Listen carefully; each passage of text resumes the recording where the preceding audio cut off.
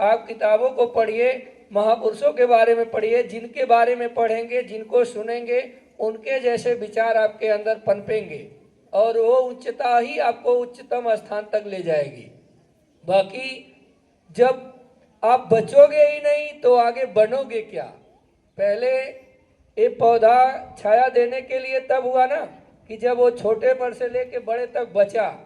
अगर इसको भी कोई पशु खा गए होते तो आज ये छाया नहीं देता, फल देने के योग्य नहीं होता। तो जब आपको भी कुसंस्कार रूपी पशु खा जाएंगे, आपके दिल दिमाग को चर जाएंगे, तो फिर आप जीवन में कुछ बन नहीं पाओगे। पहले अपने आप को इन कुसंस्कारी पशुओं से बचाइए, किताबों के अध्ययन में लगिए, स्व अध्याय करिए। अगर आपको टाइम मिलता है, आप अपनी विषय की तैयारी पूरी कर लेते हैं, तो बहुत सारी किताबें हैं। जो लोग पैसा पाते हैं, खिलौने खरीदते हैं, बहुत सारे महापुरुषों के बारे में सुनोगे तो ये लोग एक एक रुपए जोड़ जोड़ करके, लोग जब इकट्ठा होता था तो खिलौने नहीं खरीदते थे, किताबें खरीदते थे।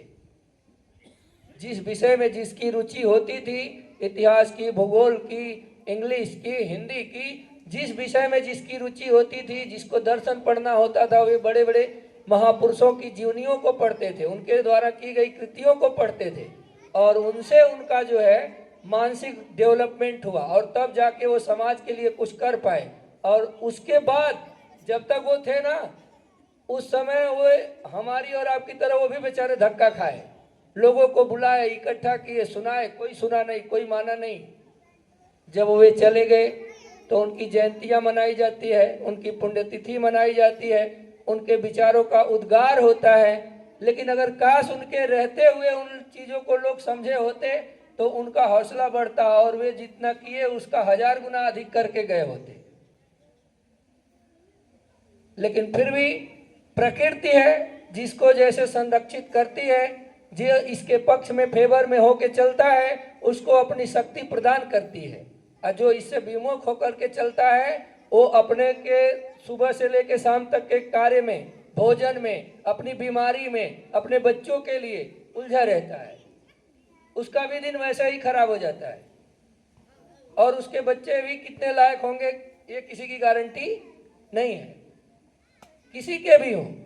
लेकिन जो थोड़ा बहुत प्रकृति के गुणों को धारण करता है, प्रकृति का गुण क्या है, बहुत बार भी बताया गया है कि ये किसी से बिना उम्मीद रखे, अपना सूर्य अपनी प्रकाश दे रहे हैं, नदी अपना जल दे रही है, वृक्ष अपने फल और छाया दे रहे हैं,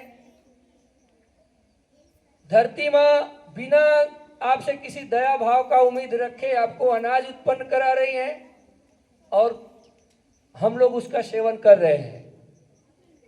और उस सेवन करने के बाद अगर गुण हमारे अंदर ये थोड़ा बहुत आ गया कि हम सह करके भी लोगों को कुछ अच्छा दे सकते हैं, लोगों की निंदा सुन करके भी लोगों के लिए कुछ अच्छा कर सकते हैं, गालियां खा करके भी इस बच्चों के लिए, इस समाज के लिए कुछ कर सकते हैं, तो आने वाला दिन आपका है, इसमें कोई